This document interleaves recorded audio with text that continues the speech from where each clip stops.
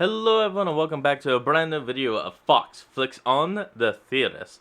Today we're checking out a brand new film theater from them about how we are apparently being erased. Let's hop in and see what MadPat is talking about. Sponsoring this video.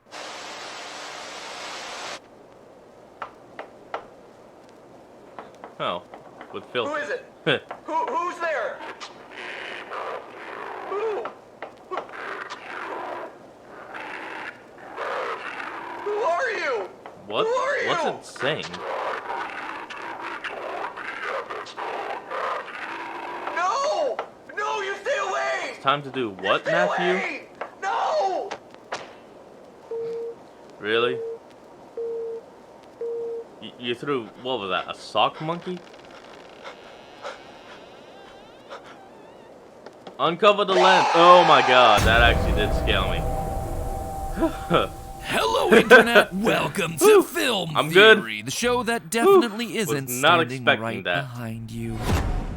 If you've spent any I was time watching the expecting that channel one now. recently, you know that we are in love with the world of analog horror. Yes, there are you are. countless incredible independent filmmakers here on YouTube telling some of the most compelling and scariest Ooh, stories man. in modern entertainment right now. I'm talking stuff like the Walton Files, the Backrooms, the Mandela Catalog, stories that all Ooh. have an iconic look and feel because they're of largely them are set in classic. the 80s, 90s, and early aughts. This was a time when video tech was first becoming widely available and finding its footing. Camcorders were giant boxes that you had to cart around with you. And if you actually wanted to film something, well, you also had to bring along a library's worth of physical tapes to record on. No exaggeration, wanted my to just family had a record literal over something. cooler-sized bag just to carry everything we needed to film like 30 minutes of the family Christmas. And even then, the Jeez. footage we got was rough. When something moved, the footage got blurry. When it was dark, it got grainy. Most of the time, you just left what you shot on the recording tapes because transferring it to an actual VHS tape you could play required a master's degree in arranging wires and cables from the camcorder to the VCR. And then once Yeah, you that actually doesn't sound watched what too you made, difficult. your mileage varied. I'm guessing no one watching right now has ever even heard of a tracking button on a remote control before, right? That ringing Yeah, bells for anyone? Well, you know those no. blurry lines that go across the screen in Sorry. pretty much all analog horror uploads? Those were Oh, most yeah. often caused by a misalignment of the tape inside the VHS and the playback head inside the VCR. And tracking was the button that you used to help sync those two things up. This is the awkward puberty era of tech that I'm talking about. And that's what I love about these analog horror series. They're videos that take the early limitations of tech from the era and use them to create genuine, authentic, memorable scares. Now, at the top of the episode, you heard that this video is being sponsored by the Google Pixel 7 Pro. In fact, Yeah. that whole opening Yeah, was we filmed saw. on the phone's camera. A camera that just has a ton of amazing features. We had to work really hard to make the footage from this thing look old and scary like analog horror. Just take a look at this. Well, This you is the did final pretty shot, good. but watch as we remove one filter, two, get rid of the vignette, and a final effect. Boom! This is Damn. the original footage that we were working with, and it looks fantastic. Looking Which got me good. thinking, what would modern analog horror look like? The aesthetic of analog horror is built off That these is a technological question. limitations of 80s and 90s home video, motion blur, no ability to see in the dark, things that are just barely visible off in the distance. But those limitations don't exist today. Just look Yeah, at the they're all Google pretty Pixel much 7 gone. Pro, a phone small enough to fit in your pocket but equipped with a camera smart enough to challenge tech 10 times its size. Motion Mm-hmm. blur isn't a problem because it has image stabilization. In fact, the Wow, blur that's is in kinda your cool. control with features like cinematic blur, keeping the subject in focus and blurring the background. Is it too dark? Not a problem. The Google Pixel 7 Pro has night sight, where you can take a picture in almost absolute darkness and still wind up with something to show for it. Oh, Oh. is there something off in the Oh, distance that's a too reference far to to truly FNAF, make out? 3, I Again, it's believe. not a problem. This itty-bitty piece of tech now has a 5x zoom telephoto lens and records in 4K, so that scary Huh. pile of pixels off in the woods is just the non-scary pile of rocks that it always was. I gotta be honest with True. you, we have great cameras here in the studio to film on, but most of the shoots that we do at this point are on Pixel phones because the cameras are high quality, they're easy to use, and they're smart. The shots Oh, look God, I better remember because when the you tried to camera make is the pink largely sauce. doing a lot of the work for us. So this then begs the question, is modern technology too good to make effective analog horror? Could an analog horror series take place in the modern day when everyone and their grandmother has access to a high quality Well, I'm just gonna say this right now, MadPat.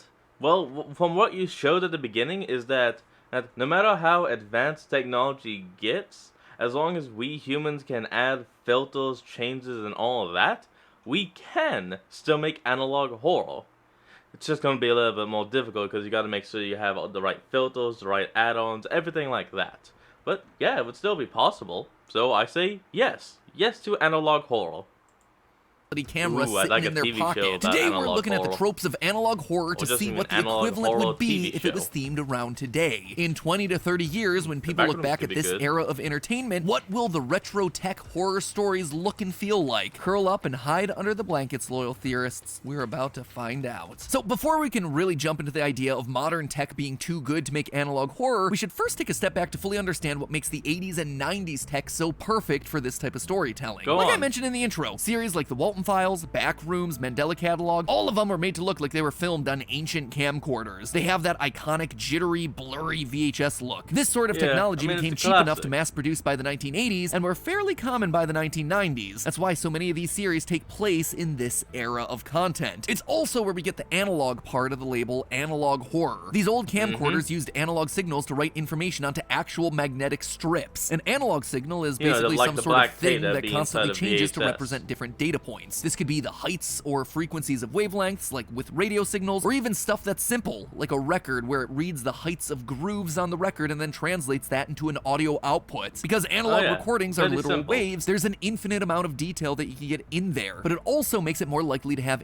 interference, like you see with television static. Hence why old TVs had antennas that you could use to fine-tune the signal. By contrast, digital signals are discrete packages that are stored as units of ones and zeros. A digital recording yeah, I takes mean, it's snapshots gonna be of the perfect analog no matter signal at a what. certain rate. The higher the rate, the closer to the original signal you're gonna get. Instead of encoding information onto a physical tape like with analog, digital signals store it onto memory cards. Anyway, at that time, analog tapes had the potential to be decent quality, but it turns out that the tech wasn't exactly the ideal solution for long-term storage. See, magnetic tape begins to degrade after 10 to 20 years if it isn't stored properly, meaning the footage Oh. gets blurry, it gets glitchy, corrupted. Here's a friendly eventually reminder the to convert tape would all your snap. old home videos into digital if you haven't already here, folks. What's more, the footage from these old cameras and camcorders was often interlaced. Have you ever paused an old video and noticed that any motion blur seems to have this weird series of horizontal lines running through it? That means that the footage was interlaced. Each maybe. single frame of the video only had about half Probably the information don't, really. needed for the full image. The rest of the image used the previous frame, meaning that any motion would be slightly offset and thus the horizontal lines. This drastically cut the amount of data needed for the full video, making it easier to both store and broadcast, but it also resulted in huge losses in quality. The opposite I of this mean, is known clearly. as progressive scan, where an entire image's worth of video is shown in each individual frame. You ever notice when you select the quality of a YouTube video, it says something like 1080p? Well, the P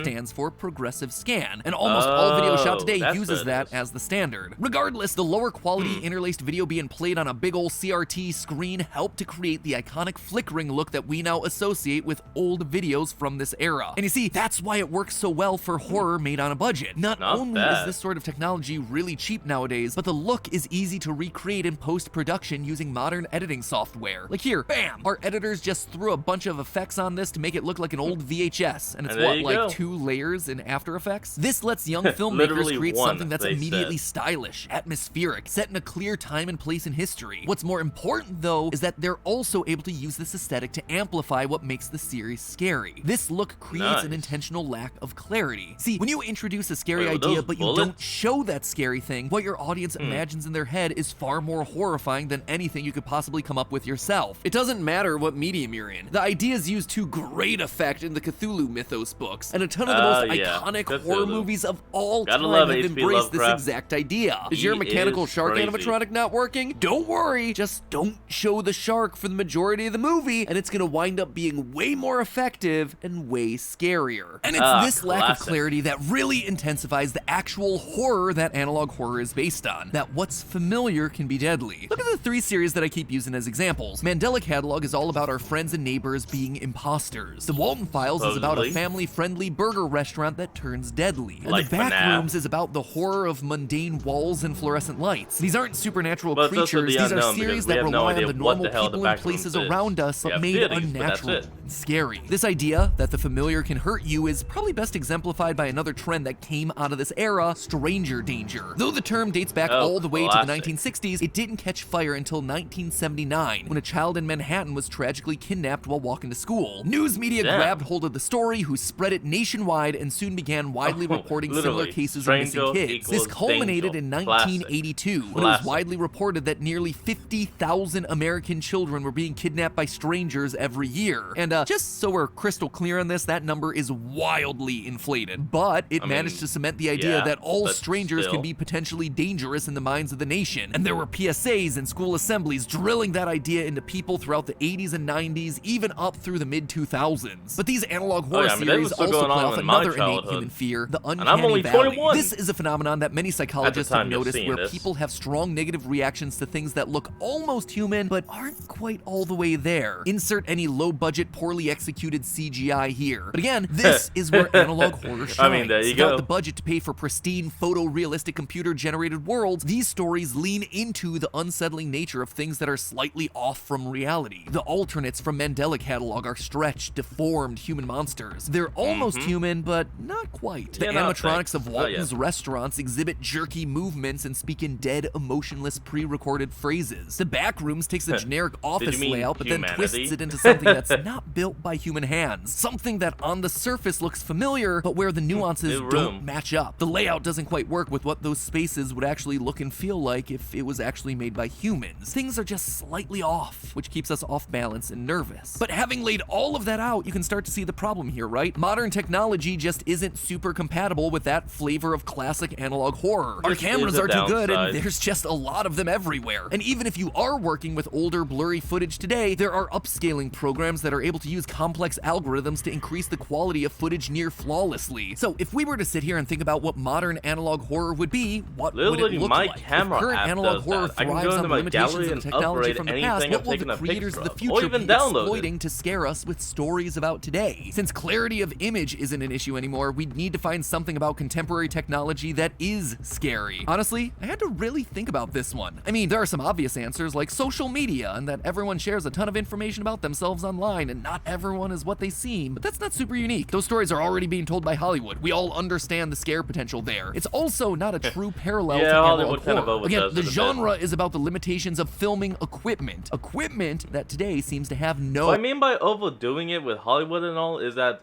I don't mean that they are doing too much of it. I mean that they are taking one story and then cramming 5 stories into it. You know, like the whole Unfriending series. They didn't need to add the whole Black Mirror shit. They probably could have gone away with maybe more like a guilt movie to, well, the girl and her friends, maybe like being crowded in their minds by the guilt and thought. And so it seems like maybe they're possessed or haunted or something, when in actuality it's just guilt and they're taking it out on themselves maybe subconsciously. Hollywood, why didn't you do that? That actually sounds like a good movie now. Look at that. I'm talking out my ass and I just made a movie.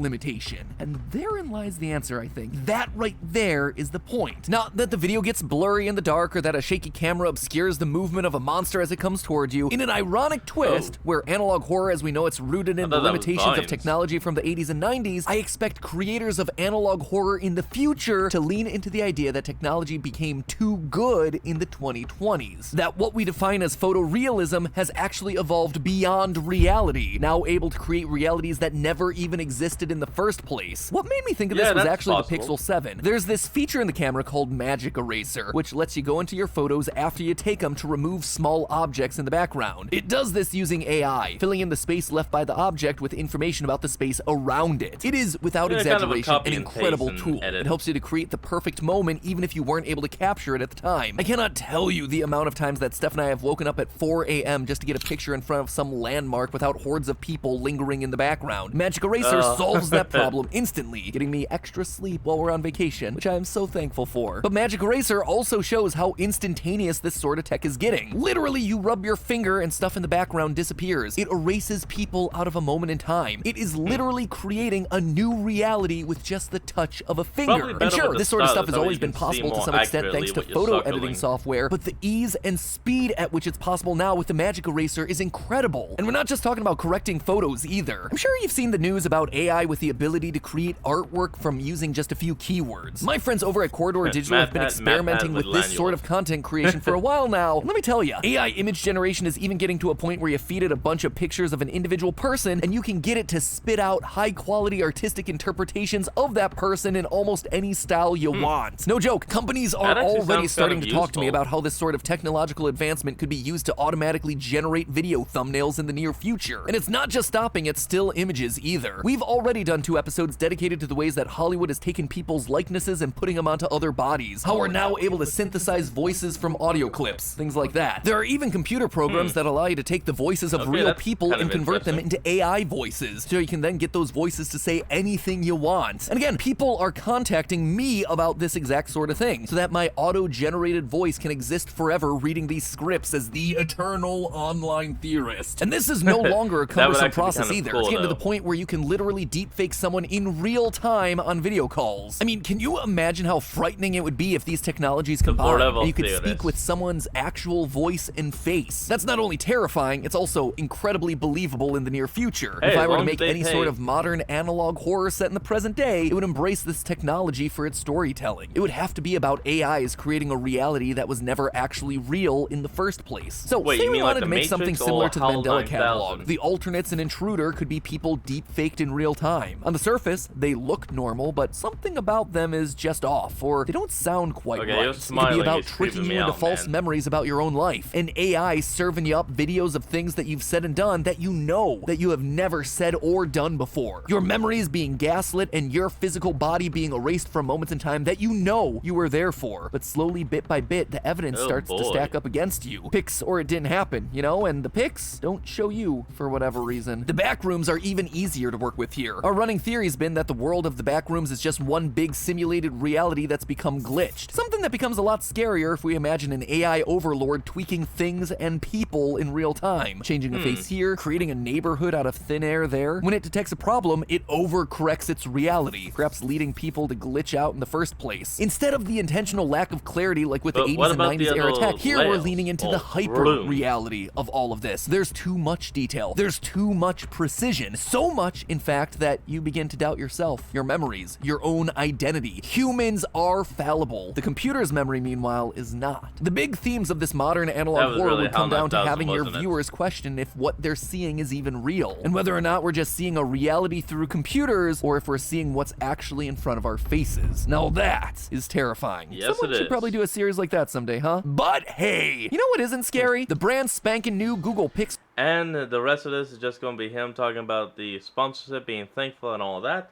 So, that is where we're going to end off today's video, because my eyes are starting to hurt. So, I want you all to remember to like, comment, and subscribe for more. Down in the description will be a link to the original video, so remember to support the original creator and all they do. And I'll see all you folks next time when we flick on. Peace out.